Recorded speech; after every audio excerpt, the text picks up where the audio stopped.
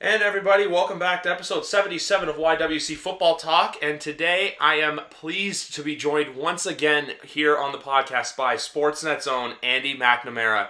How are we feeling today, Andy?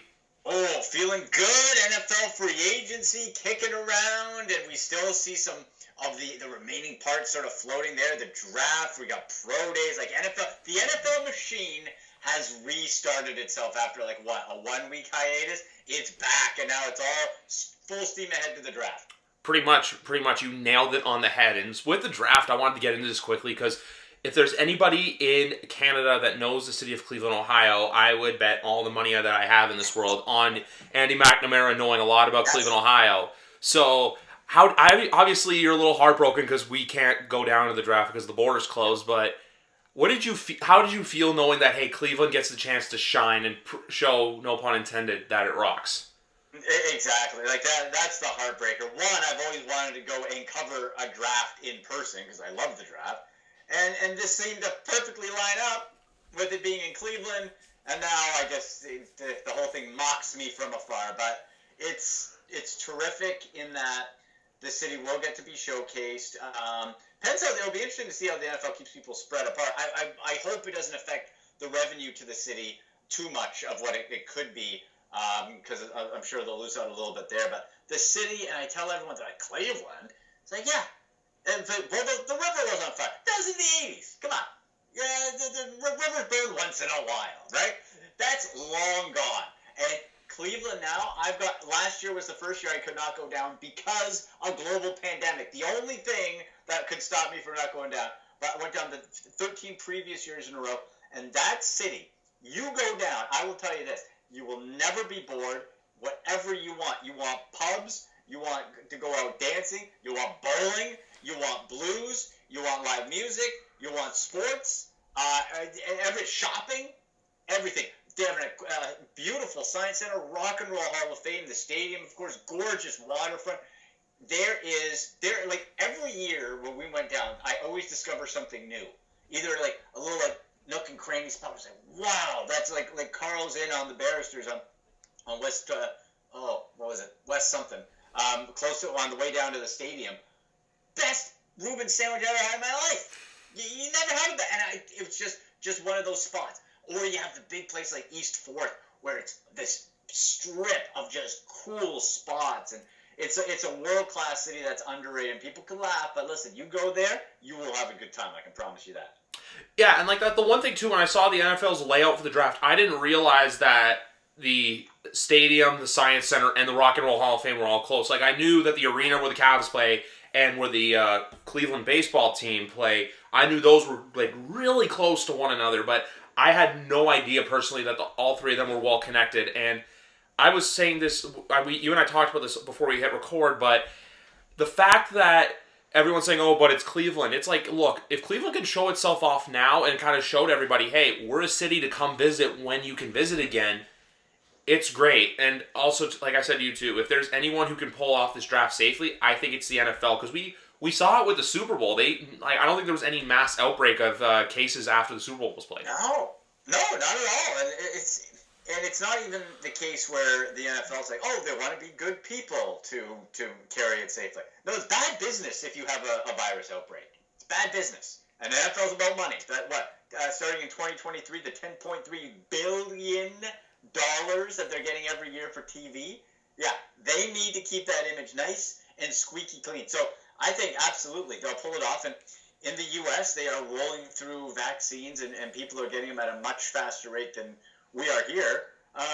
And so there's really no reason not to have it safe. And it will be interesting to see how they pull it up. But yeah, I just can't wait to get back down there. It's truly a second home for me, and it's just such a beautiful city that is completely underrated. I can't imagine. I just wanted to get to that thoughts quickly because I just wanted to ask you about the TV deals, because obviously it's a very big news story. I talked about it a little bit on my last podcast, but I just want to ask everybody what the whole what their situation is on it, because obviously for you and I, it doesn't affect us as greatly as it does in the States.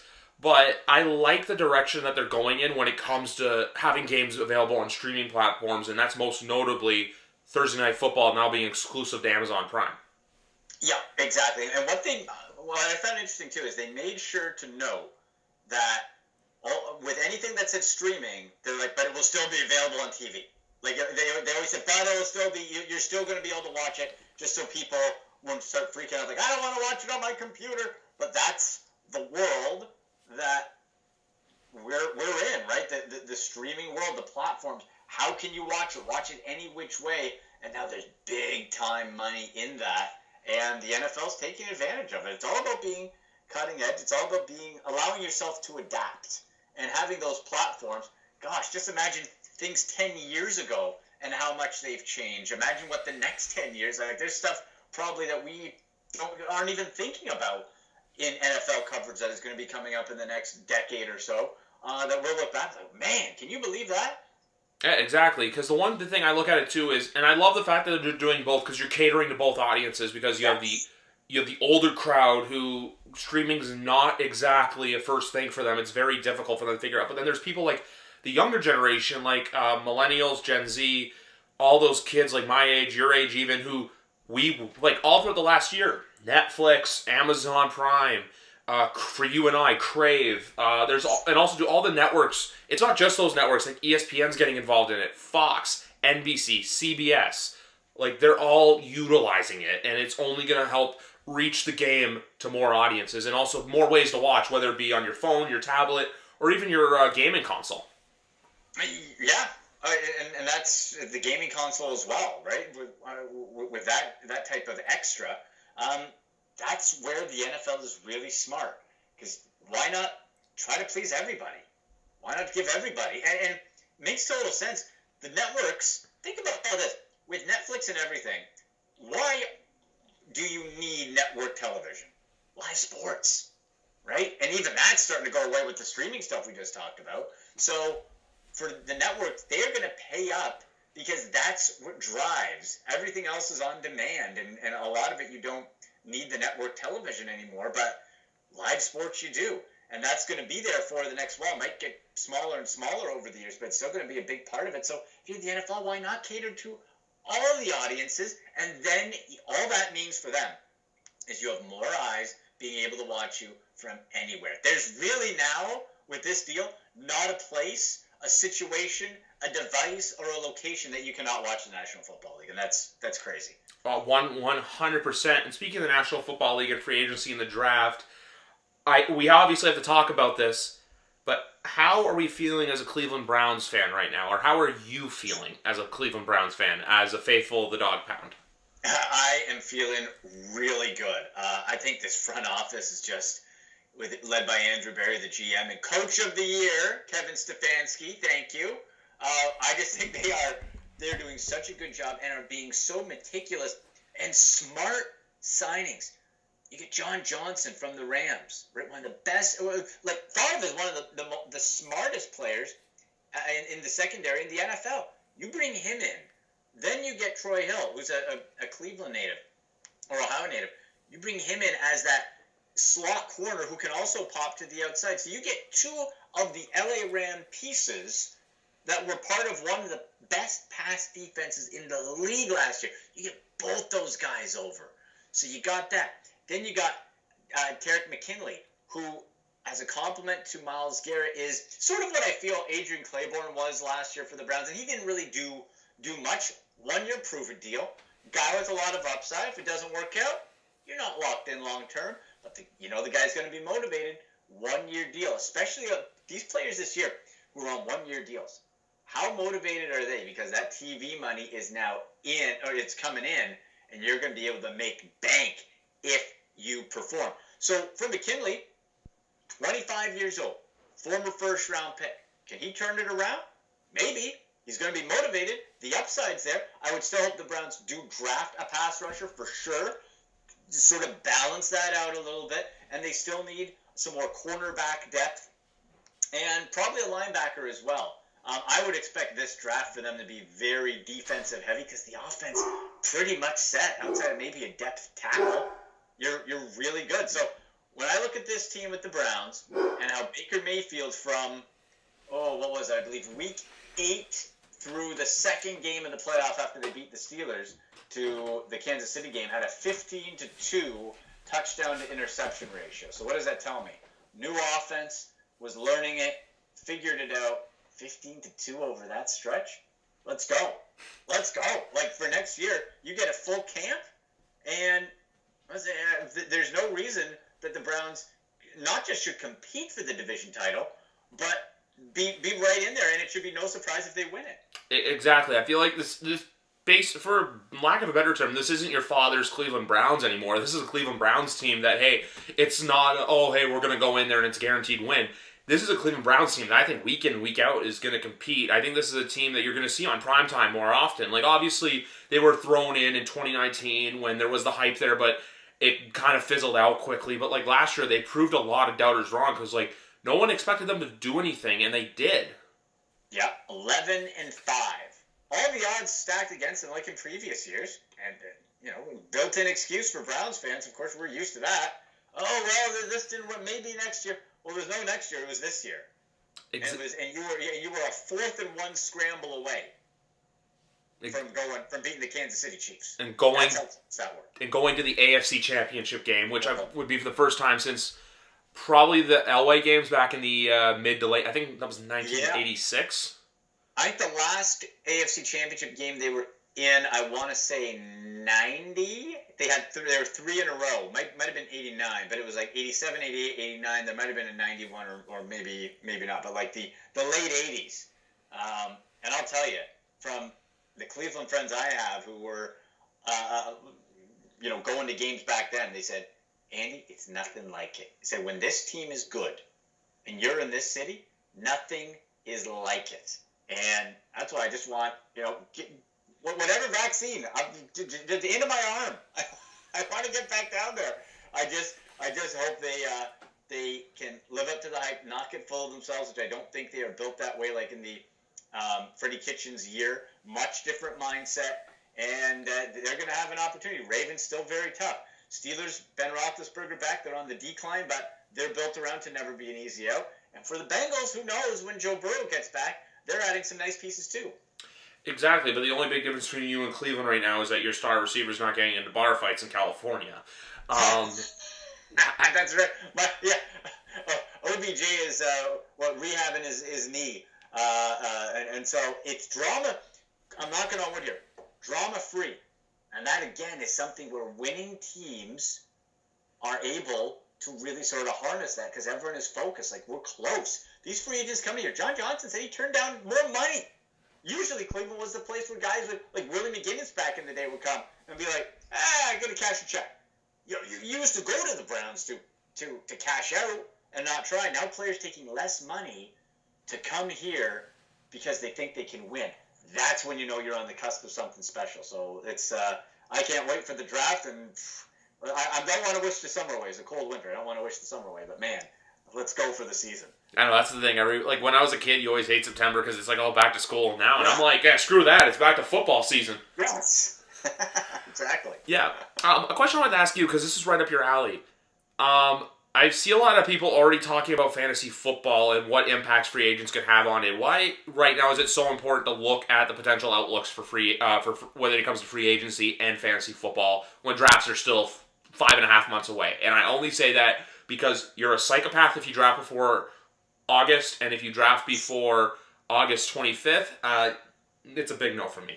It's on, yeah. If you draft before, now in traditional times, if you draft before the 3rd preseason game, you're nuts. And then I don't want to hear any complaints about injuries because that's on you, right? So I'm totally with you. You wait until that 4th preseason game at the earliest before you do that. And it's a great question. Actually, I got an article up on Sportsnet.ca right now titled Fantasy Fallout from NFL Free Agency. Links on my Twitter also at AndyMC81.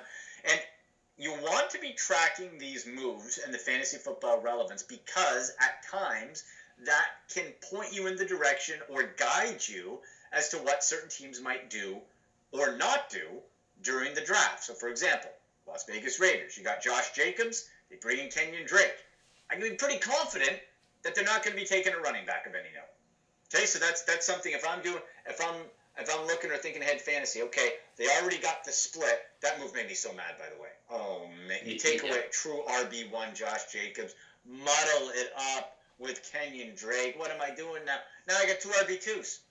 It's already hard enough to get bell cows. That was Josh Jacobs. Now I got Drake and Jacobs there. And Lynn Bowden. At situations like that, that's where it's like, okay, now I got to start to think if I'm planning ahead for my fantasy football team. I know this happened in Vegas. Josh Jacobs, I got to get him out of my RB1 conversation. So who's coming out in the draft? Who needs a running back? Who might take one? What does that mean? So it's all part of that process that you then put together fully after the draft, and then sort of creep your way towards the preseason. Yeah, that's because I always wonder that because I see guys tweeting about it and just stuff like that. So it was something that always piqued my curiosity because usually I'm the kind of guy where I'll look at it later on, but that whole explanation kind of opens my eyes to it where it's okay, if Travis Etienne goes to here, how can he impact this team not only from an on-field perspective, from a fantasy perspective, and the same thing with Najee Harris, for example. So it's a really good way to look at things. One thing I wanted to get to you about as well was I actually had a listener to the show tweet me the other day asking me, and because this was asked for my Monday podcast and then for today, but if you could interview any sports personality, who would it be? Ooh, boy. Now, this is an interesting question because part of me wants to say, if you interview, let's say, a hero of yours or something, and they turn out to be a jerk, it'll kill you, right? It would be so disheartening. So I take that into mind, and I'd have to say I would want Hulk Hogan. I want the Hulkster, big time. I want Hulk Hogan. I got to meet him once in 2002 at a book signing in Toronto for 2 minutes. Yeah. Thank you, brother. Signing the book, whatever. But to get to interview, have a proper lengthy, talk about the career would just be awesome. I'm just afraid I would just be too fanboy. I'm a original Hulkamaniac, man. I'll tell you, that would be the only people I've ever gotten starstruck around interviewing were wrestlers. Funny enough. I've interviewed a whole, different sports all over the place. Great people and all that, and very thankful to be able to do it, and a lot of fun doing it. But when the wrestlers come, that's where I'm okay, Andy, keep it together. I interviewed Stone Cold Steve Austin on the red carpet when he had his movie, what was it back in... The Condemned. Condemned, yes! I want to see that. Netflix should get that. I don't know if Netflix has it. That was a decent movie. But red carpet, and I was writing for Slam Wrestling at the time. And he came right up there, and Stone Cold was 1.5 feet away from me, and I'm just holy crap! And I interviewed him a year after that, Kevin Nash, in person, just a giant. And those were the ones I was oh man, I really had to focus on not just staring or just giggling like that. So I would say if I had a chance to do one, it would be Hulk Hogan. Meet one, interview one, be Hulk Hogan. I love the answer just because of obviously this podcast has obviously mainly football roots, but then we also do talk a little bit of wrestling because Andy and I both are wrestling fans, so it's just tying into the best of both worlds. And I get the same way too. I got to meet Stone Cold in New Orleans during WrestleMania 34 weekend 3 years ago now, and I remember as I got closer to him, it's just that oh shit, it's really him factor gets over you where you realize who truly is standing in front of you. Yeah. Oh, that's cool. Was he nice? He was really nice to me. I threw up the bird with him and just smiled at the camera, and I just basically said that was the happiest I've ever been to throw that one finger up in the air. I love it. It's funny, right? Because athletes certainly have, and listen, a close second would be Baker Mayfield. I would want to interview Baker for sure. But again, it's a case where, what if you interview them and they're a jerk? Oh, you don't want that, right? That's always sort of the nerves. You want that. You want it to be a great experience.